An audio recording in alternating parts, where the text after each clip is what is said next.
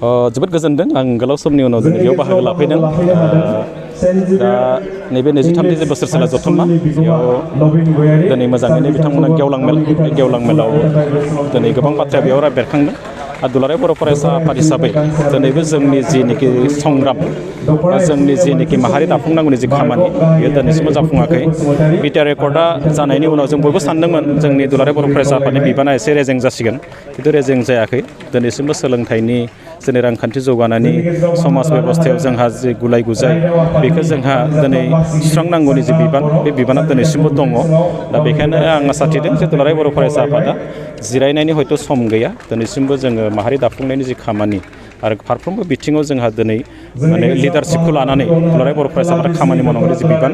बेयो सोलिगासिनो दं आरो सोलिबाय थागोन आरो सालबारि दख'रा दुलाराय बर' फरायसा आफादा बाक्सा जिल्लानिनो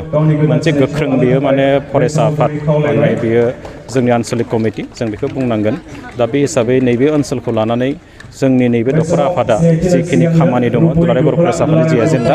बे एजेन्डाखौ लानानै बिथांमोना खामानि मावबाय थानाय बेयाव जिरायनांगौनि जेबो बाथ्रा गैया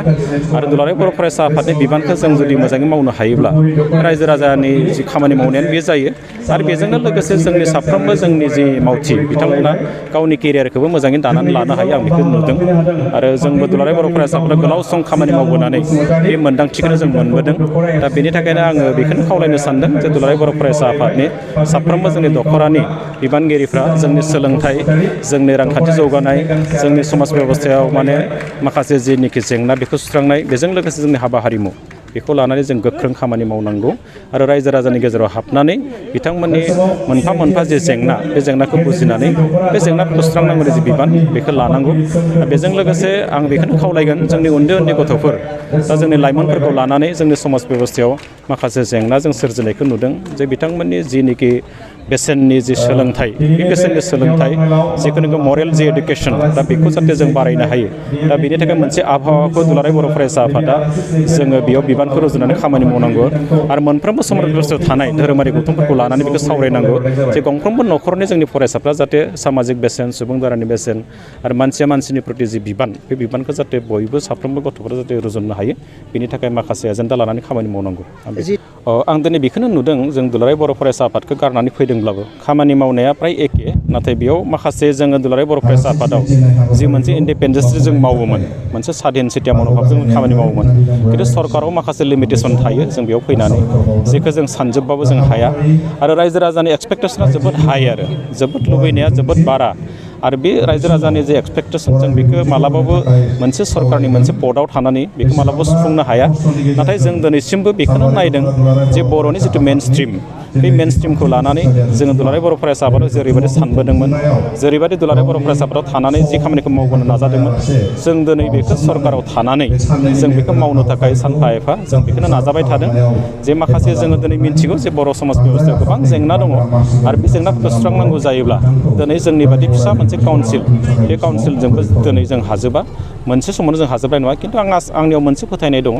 दिनै जोङो नायदों बे आसामाव थानाय जि माने स्टेट एक्टनि जिखिनि काउन्सिल दङ फिसा फिसा बे काउन्सिलफ्रा दिनै बै जाथि जनगोष्ठीखौ जौगानायाव जोबोद बेयो मदद खालामदों आरो जोंनि बर' कसारि वेलफेयार अट'नमास काउन्सिलाबो जोङो जोंनि बर' गामिखौ लानानै बा बर' रायजो राजाफोरखौ लानानै जोंनि रांखान्थि जौगानाय इनफ्रास्ट्राक्चार जौगानाय सोलोंथाइ बिथिङाव जों खामानि मावनाय दानाय लुनायाव खामानि मावनाय बे जिनिसफोरखौ जोङो दिनै सानफा एफा मावगासिनो दङ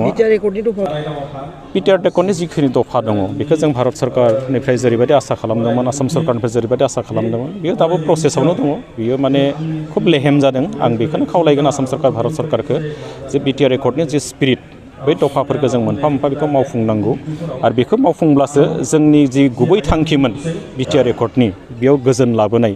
बेयाव माने डेभेलप खालामनाय बियो आबुं जाफुंगोन आदारवाइज बे दफाफ्रा जेब्ला मावफुङालासिनो आद्रा जानानै थायोब्ला जोंनि गेजेराव खुद्रिनायाबो बांगोन आरो लोगो लोगो मानसिफोरनियाव मोनसे नैबे जिखिनि दा सरकार दङ बे सरकारनि सायाव मोनसे अनास्था निस्सय बेयाव फैगोन दा बेनि थाखायनो आं भारत सरकार आसाम सरकारखौ बेखौनो खावलायगोन जे थाबैनो बिटिआर एकर्डनि जि दफा दङ बे दफाफोरखौ मावफुंनांगौ माखासेथ' मावफुंजाबाय खिन्थु माखासे माने दफा दङ बै दफाफ्रा माने खुब दरकारि दफा आरो बे दफाफोरा जुदि थाब जुदि मावजायोब्ला जोंनि गेजेराव सान्थिया निस्सय प्रतिष्ठा जागोन दुलाराय बर' फरायसा आफादनि बे थांखि निस्सय जुदि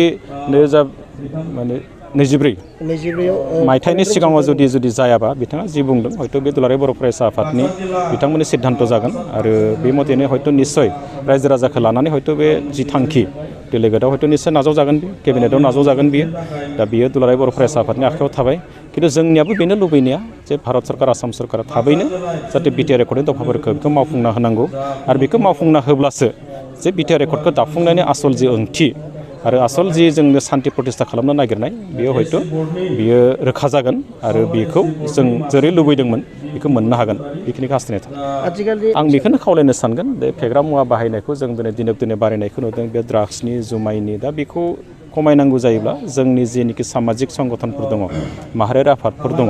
जोङो बेखौ गामियावनो थानानै बा समाजाव थानानै जों बेखौ माखासे एजेन्डा लानानै एसे खामानि मावनांगोन आरो जोङो एसे इजि गयिं जि बेबस्था जोंनियाव दङ समाज बेबस्थायाव गंफ्रोमबो न'खराव जोङो एसे जेनिखि साधीन सिटिया मन'भाबजों गथ'फोरखौ जों सोलिनो होनाय बेखौ एसे स्ट्रिक्ट खालामनांगोन आरो बेयाव माने अग्रणी भुमिका माने जि गुबै जि माने बिबान बेखौ दुलाराय बर' फरायसा आफादानो बेखौ रुजुननांगोन आं बिदि होननानै सानो मानोना बेखौ मोनसे सरकारा मोनसे बेबस्था खालामनानै बेखौ मालाबाबो बेनबो खालामनो हाया बादाबो होनो हाया खिन्थु सामाजिक संगठन हिसाबै माहारियारि आफाद हिसाबै दुलाराय बर' फरायसा आफादा जोङो सम बेखौ लानानै खामानि मावबोनाय हिसाबै आंनियाव मोनसे हयथ' साननाय दङ बा आङो बेखौ मोनसे बिसासबो दङ जे बे जेंनाखौ जों सुस्रांनो हागोन आरो बिनि थाखाय जोंनि गेजेराव जेसे हागौ जोङो एवारनेस केम्पिं बेखौ खालामनांगोन आरो दुलाराय बर' फरायसा आफादा दा बे हाबाफारिखौ लाबायनो थादों आरो गंफ्रोमबो न'खराव जोङो एसे हयथ' स्ट्रिक्टबो जानांगोन आरो एसे जोङो स्ट्रिक्ट जायोब्ला आं सानदों मा आरो गामिफ्राव जुदि स्ट्रिक्ट जायोब्ला अट'मेटिक जों बेखौ खमायनो हागोन आरो जोङो जायफ्रानोखि एडिक्टेड माने माखासे लाइमोनफोर दङ